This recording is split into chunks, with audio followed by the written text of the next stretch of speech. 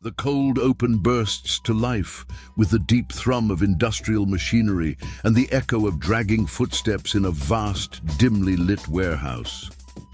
Circle guards, faceless behind their blank masks, silently haul rows of unconscious players into place, arranging them like pieces on a board beneath the flickering, sickly glow of overhead lights. From the steel catwalks above, triangle guards stand sentinel, rifles poised, their shadows long and menacing as they scan the floor below. Overseeing it all, a solitary square guard gazes down from his elevated perch, offering a single chilling nod of approval as the grim choreography unfolds beneath him. The silence is pierced by the faint, ragged breath of one player stirring awake, confusion contorting their face as they gasp, Where am I?" The camera pulls back, revealing the sheer scale, hundreds of bodies slowly regaining consciousness, panic building like a storm. In the corner, a scarred veteran mutters darkly, "Hell!" The dread thickens as the lights flicker, and the oppressive reality of their nightmare begins to take hold. Dormitory hall hums with nervous energy as circle guards march in silently, forming a wall of red along the room's perimeter. Their circular masks expressionless and eerie under the harsh fluorescent lights. As murmurs ripple through the crowd of disoriented players, triangle guards swiftly take positions at every exit, rifles gripped tightly, eyes trained on any sudden movements. The air becomes suffocating as tension rises. Without uttering a word, a lone square guard emerges, his presence instantly commanding, stepping to the front like a high-ranking executioner. With a subtle motion of his gloved hand, he signals toward the control panel on the wall. A harsh buzz crackles from the intercom system before the cold, emotionless voice of the frontman booms across the hall, announcing the chilling rules and stakes of the games. The players' panic escalates as the guards stand frozen, unblinking, unfeeling, and inhuman, turning the dormitory into a pressure cooker of fear, where every second feels like a countdown to doom. In the dead of night, the dormitory is cloaked in an oppressive darkness, broken only by the sweeping beams of flashlights wielded by triangle guards patrolling the upper catwalks. Their masked faces remain fixed and calculating, scanning every bunk and crevice below with sharp, methodical precision. Yet, in the far corner of the room, tucked within a patch of shadow untouched by the roaming lights, a small cluster of veterans huddle close, voices hushed and tense. The guards' boots echo overhead, amplifying the suffocating silence. But the veterans exploit every blind spot, knowing the rhythm of patrols like second nature. Their eyes flicker with both fear and resolve as whispered talks of a secret pact unfold. Plans to manipulate the coming games and shift the power balance. The beams of light narrowly miss their position, adding a razor-thin margin between discovery and survival. Every pass of the triangle's focused gaze raises the tension, as if at any moment, steel and violence could rain down from above. A deafening buzz jolts the dormitory to life as players scramble from their bunks, eyes darting anxiously. Without missing a beat, circle guards file into the room like clockwork, lining the walls with eerie precision, their masked faces betraying no emotion as they stand motionless, looming over the frightened crowd. Triangle guards move with unsettling efficiency, checking weapons and fastening restraints to ensure no one attempts to flee during transport. Their rifles slung low but ready. From the balcony above, the square guard watches in silence, arms crossed as if sizing up the chaos below. Whispers of dread and rising panic ripple through the players as the cold, metallic voice of the intercom cuts through the air. All players, prepare for Game 1. Some players collapse to their knees in fear, while others exchange wide-eyed looks, knowing they're moments away from being thrown into something far deadlier than they imagined.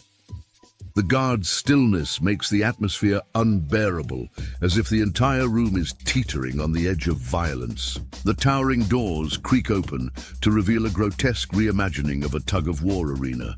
giant rusted platforms suspended high above a black void, with frayed ropes stretching between them like the threads of a deadly web. Circle guards swarm the platforms, uncoiling thick, grimy ropes and latching them securely to heavy steel fixtures, moving with mechanical precision. The players, herded in like cattle, freeze at the sight of the death trap. Triangle guards swiftly fan out, barking muffled commands through their masks and raising rifles at anyone who falters or hesitates, forcing them into randomized teams at the platform's edge. The dread thickens as veterans quietly whisper strategies while new players tremble, barely able to stand. High above on a rusted catwalk, the square guard watches with a cold detachment, one hand calmly raising a walkie-talkie to his mask.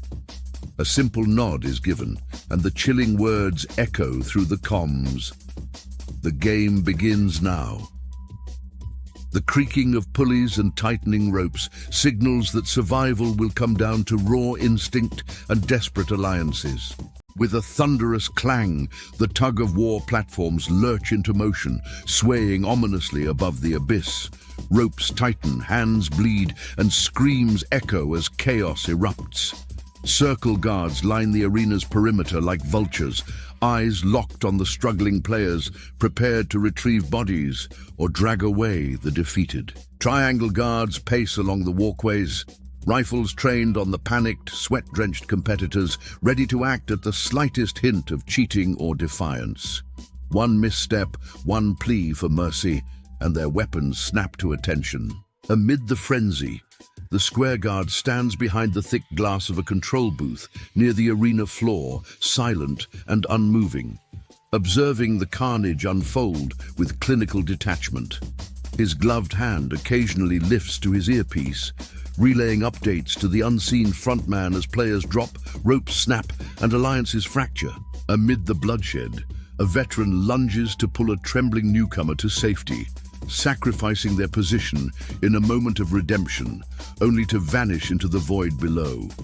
As bodies fall and screams fade, the surviving players collapse in exhaustion, the weight of their hollow victory already sinking in. The dormitory doors slam open as circle guards march in with unsettling composure, escorting the shell-shocked survivors back inside. Their faces pale and eyes hollow, the players shuffle forward like ghosts, drenched in sweat and grief, the weight of what just transpired etched into every step. Triangle guards trail behind, dragging black body bags across the arena floor, their rifles slung lazily as if the massacre was routine. Bloodstains and footprints are swiftly wiped away, erasing all physical traces of the earlier slaughter. Inside the dormitory, players slump onto bunks or sit frozen on the floor, staring into nothing, while the guards stand statuesque and unfazed, their stillness in sharp contrast to the players' silent breakdowns. Some new recruits tremble uncontrollably, others weep openly, while the veterans, though steeled by past horrors, show flickers of guilt and weariness.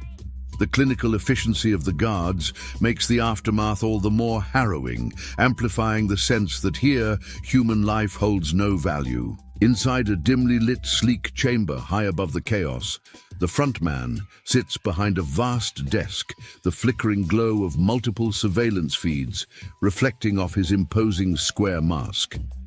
Every monitor displays angles of the dormitory, arena, and hidden corners, capturing players' every move like rats in a maze. His gloved fingers slowly flip through confidential files, dossiers marked with player numbers and grim histories, lingering on a select few returning veterans, each file stamped with red notations. His body remains eerily still, radiating quiet authority as the silent puppeteer pulling every string. Occasionally he pauses, narrowing his eyes behind the mask, watching alliances form and fractures deepen among the players.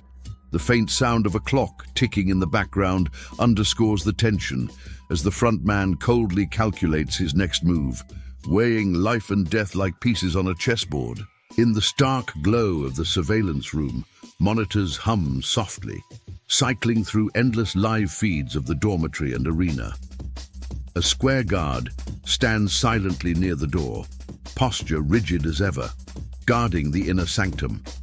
At the center of the room, a masked VIP leans forward, watching the chaos unfold on screen with a quiet smirk, fingers steepled beneath the golden mask. Slowly, with deliberate calm, they lift the ornate mask from their face, and the camera reveals a shocking sight.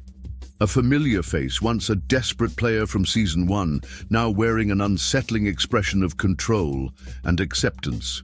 Their eyes, hardened and cold, lock onto a particular player on screen, a subtle nod to unfinished business. As the room grows heavier with revelation, the camera lingers on their scarred face, hinting at a dark transformation and deeper ties to the games.